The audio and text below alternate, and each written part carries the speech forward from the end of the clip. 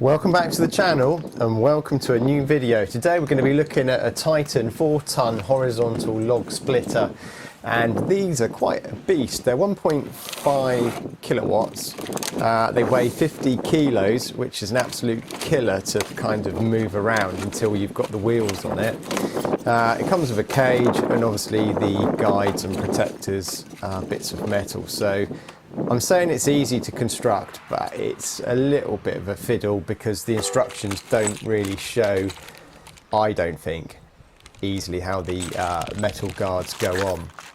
And I didn't bother with the cage, it was just going to get too fiddly. So I have seen someone do a demonstration on one of these machines, and when the log, it literally popped, and it popped quite hard and flew out sideways. So you have to be pretty careful with these.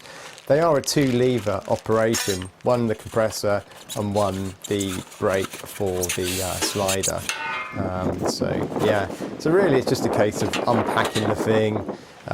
This came from Screwfix, so it was a collection, not over the counter, probably would have collapsed it, so it's a collection from the rear door.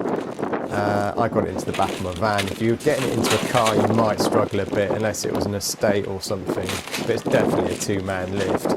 Unless you want to do your back in for a week. So here we are. We've got all the bits and pieces out. We've got the handle, we've got the wheels.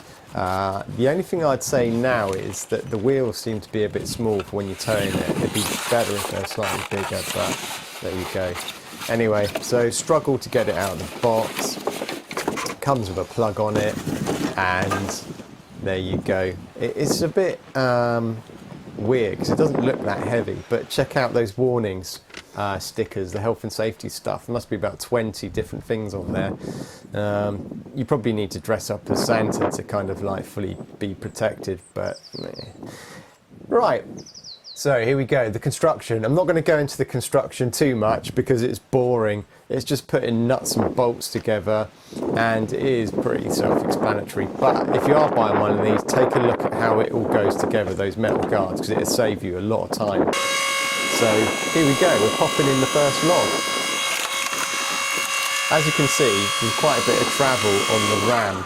So quickly you learn to hold on to the ram stopper lever so it doesn't travel all the way back, because otherwise you're traveling from all the way back up to the log each time. So after time you get used to it and you can just hold that kind of brake on the ram and just trigger the compressor to push from where the ram stopped.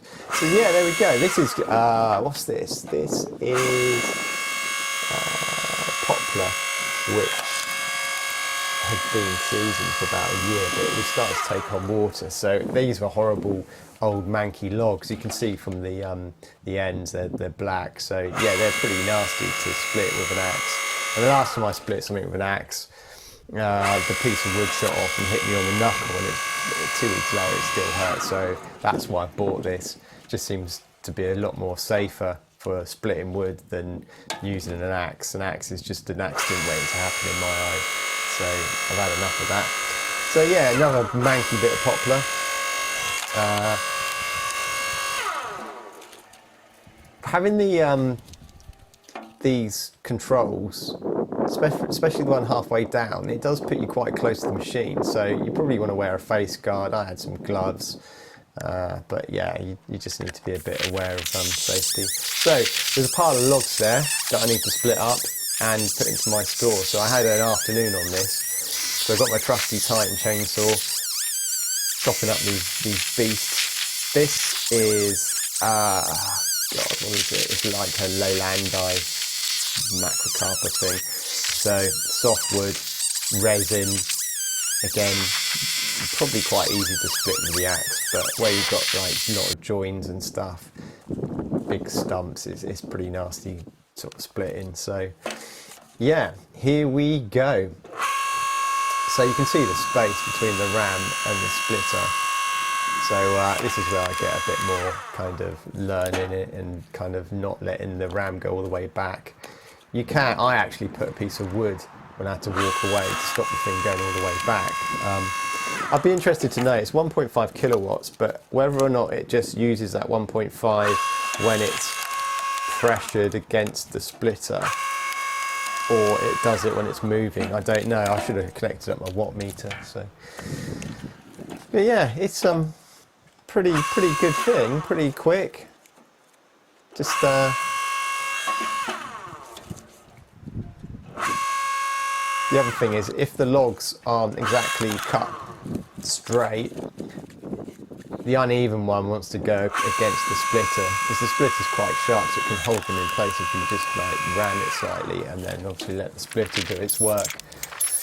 So yeah, you can get, if you do it smartly, and put not everything I had was put closely together, like the logs, the wood store and the splitter. But you want them all close together as you can get them, really. I have heard people putting them on workbenches to make it easier so you're not knelt down all the time. But that's it. That's my review. It's a good bit of kit. It won't be going back to Screwfix anytime. Got the extension lead. That was it after splitting, I don't know, probably 30, 40 logs. No problems at all. No thermal cutouts. Yeah, no issues.